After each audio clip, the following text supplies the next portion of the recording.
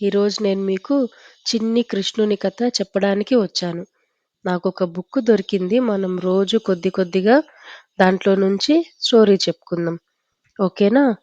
ఈరోజు నేను మీకు చెప్పబోయేది రాక్షసులు మనుషులను ఎలా వేధించారు.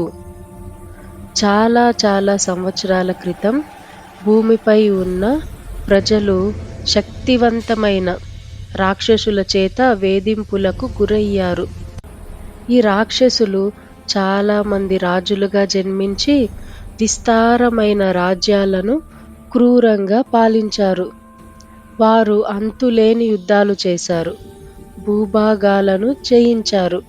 పెద్ద సైన్యాలను నిర్వహించారు మరియు తమ ప్రజలను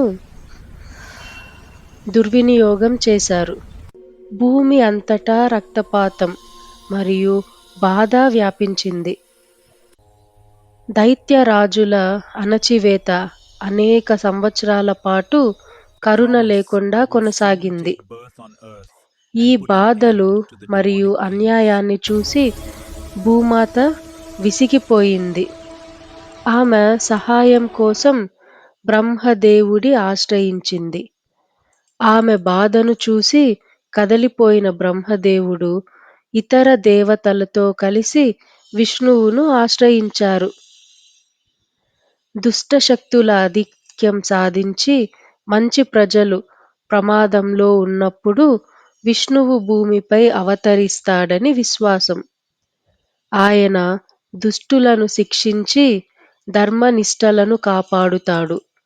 బ్రహ్మదేవుని వినతిని విన్న విష్ణువు మానవుడిగా జన్మిస్తానని వాగ్దానం చేశాడు. ధర్మాన్ని కాపాడేందుకు యాదవ వంశంలో జన్మిస్తానని ఆయన చెప్పారు. తన దివ్య కార్యంలో సహాయం చేయడానికి ఋషులు మరియు సంతులు కూడా భూమిపై జన్మిస్తారని ఆయన తెలిపారు.